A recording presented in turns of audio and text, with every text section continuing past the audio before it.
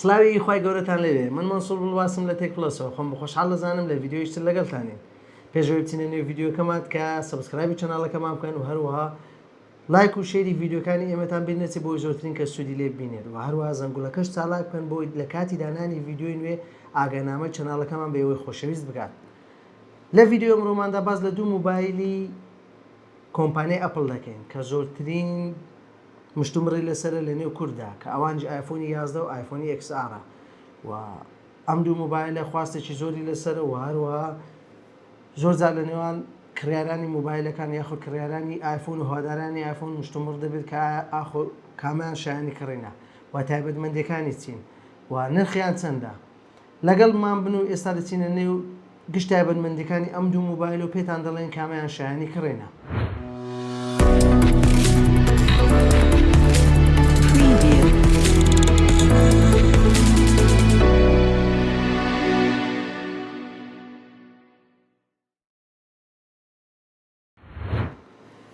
بابێنە سەرجەم تایبەتمەندەکانی ئەم دوو موبایلە. ئایفۆنی 11 بە فەرمی لە ساڵی 2019 ڕاگەیەندراوە، بەڵام ئایفۆنی XR بە فەرمی لە ساڵی 2018 ڕاگەیەندراوە. دەتوانین بڵین ئایفۆنی 11 لە ڕووی مۆدیلەوە نوێترە لە ئایفۆنی XR، بەڵام لە ڕووی قەبارە و چێش و لاشەوە هەمان چەشنن.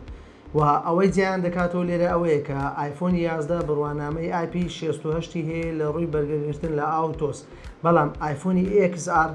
بڕوانامەی IP67 هەیە بۆ بەرگری لە ئاوتۆس. هەرچی دەربارەی ڕوونمای ئەم دوو موبایلەیە، خاوەنی ڕوونمایەکە بە قەبارەی 6.1 ئینچ لە جۆری لیکوید ڕێتینای IPS LCD بە ڕوونی HD و بە تێکڕای نوێبوونەوەی 6 هرتز و چڕی پیکسلی 326 ppi. دەتوانین بڵێن ڕوونمای هەردوو موبایلەکە هەماشتن و لە هەمان ئاسن و هیچ جیاوازیەکیان نییە.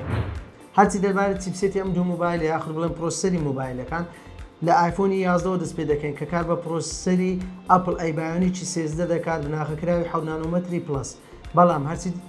دەربارەی ئایفۆنی XR کار بە پرۆسەسەری ئەپڵ ئەیبایۆنیکی 12 دەکات کە بناغەکراوە لەسەر 7 نانۆمەتر بە هەمان چەشنی گرافیک کارت و هەمان جۆری بیرگا. و دەربارەی ڕامەکەیان ڕامی ئایفۆنی 11 لە 4 گیگابایتەوە، ڕامی ئایفۆنی XR 3 گیگابایتە. ئێستا دێنە سەر باسە گرنگەکە کە باسی کامێرایە. لە ئایفۆنی 11 دەست پێ دەکەین کە کار بە دوانە کامێرای 12 مگاپیکسلی دەکات کە سەرچێکەی 12 مگاپیکسلە بە هەمان شێوە گۆشەفراوانەکەشی 12 مگاپیکسلە و کامێرا سەلفێکەشی بە هەمان شێوە هەر 12 مگاپیکسلە. هەرچی ئایفۆنی XR کار بە یەک دانە کامێرای 12 مگاپیکسلی دەکات و سەلفەکەشی 7 مگاپیکسلە و هەردوو موبایلەکەش توانای ناسینەوەی ڕوخساری ڕقەواڵەیی لەسەر کامێرای پێشەوەیان جێگیر کراوە. هەرچی دەربارەی پاتری ئەم دوو موبایلەیە، ئایفۆنی 11 خاوەنی پاترێکە بە قەبارەی 3110 میلی ئەمپێر بە توانای بارگایەبوونەوەی 8 وات و ئایفۆنی XR خاوەنی پاترێکە بە قەبارەی 2942 میلی ئەمپێر بە توانای بارگایەبوونەوەی 15 وات و هەردووچیان پشتگیری لە بارگایەبوونەوەی بێتەل یاخود وایرلس دەکەن. ئیترەوەی باسمان کە سەرجەم تایبەتمەندەکانی ئەم دوو موبایلە بوو و لە زۆربەی ڕووەکانەوە ئایفۆنی 11 لە XR باشترەوە. ئەوەی شایانی کڕینە ئایفۆنی 11 لەوانەیە ئێوەش بڵێن بەڵێ ئایفۆنی 11 شایانی کڕینە، بەڵام لە بازاردا ئایفۆنی XR خواستێکی زۆری لەسەر و نرخەکانیشان لێک نزیکن وەگەر تۆ پارەیەکی زۆر لەبەردەستنی و هەوادارێکی ئەپڵی دەتەوێت ئایفۆن بکڕێت و ئێمە پێشنیار بۆ دەکەین کە ئایفۆنی 11 بکڕێت. وە لە ڕووی نرخەوە ئایفۆنی 11 بۆ بیرگەی 6428 نرخەکەی لە نێوان 350 بۆ 420 دلاری ئەمریکی بە پێی خاوێنی و تەمەنی باتریکە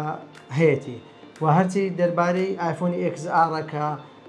بۆ بیرگەی 6428 نرخەکەی لە نێوان 250 بۆ 300 بۆ 320 دلاری ئەمریکی، ئەمیش بە هەمان شێوە بە پێی جۆری خاوێنی و هەروە بە پێی جۆری ئەو تەمەنی ئەو پاتری کە هەیەی. ئەوەی لێردا دەمێنێتەوە ئاماژەی پێ بدەین ئەوەیە کە خۆتان بە دوور بگرن لە کڕینی ئایفۆنی 8 پلس کە ئەویش چەند هۆکارێکی هەیە. یەکەم هۆکاریانەوەیە کە چیتر وەشانی iOS بۆ نەیاروە، لە ساڵی داهاتوو وەشانی نوێ بۆ ئایفۆنی 8 پلس دەوەستێت و هیچ تر پشتگیری ناکرێت لەلایەن ئەپڵەوە و بەم شێوەیەش ئایفۆنەکە بەرە خاو دەبێتەوە. و هۆکاری دووەمیان ئەوەیە کە ئایفۆنی 8 پلس بەشێکی زۆری ئەوەی لە بازار هەیە پارچەکانی ناوەوەی گۆڕاوە یاخود پاترێکی گۆڕاوە یاخود پارچەکانی تر وەکو کامێرە و شاشە و ڕوونماکانیان گۆڕاوە. بۆیە خۆتان بە دوور بگرن لە ئایفۆنی 8 پلس کە ئێستا خەڵکێکی زۆریش چاوی لەسەر ئایفۆنی 8 پلەسە بۆەوەی بکرێت و بەکاری بهێنێت لەبەرەوەی ئایفۆنی خاوێن لە بازار دەکەم بۆ و زۆر جاریش بۆ هۆی کۆمەڵێک فرتوفێڵەوە فێڵ لە کڕیاران دەکرێت و ئایفۆنەکانیان پاش ماوەیەک لە کار دەکەوێت و لێرەشدا هاتینە کۆتایی ڤیددیۆکەمان پێشەوەی کۆتایی بە ڤیددیۆکەمان بێنین دووبارە دەیڵینەوە سبسکرایبی چەناڵەکەمان بکەن و هەروەها لایک و شێری ڤیددیۆکانی ئێمەتان بیر نەچێت و زەنگوڵەکەش چالاکەن بۆی ڤیددیۆی نوێماندانە ئاگەنامە چەناڵەکەی ئێمە بێ ئەوەی خۆشەویست بگا تاکو ڤیددیۆی داهات و بەخواتان دەسپێرین و خواتان لەگەڵ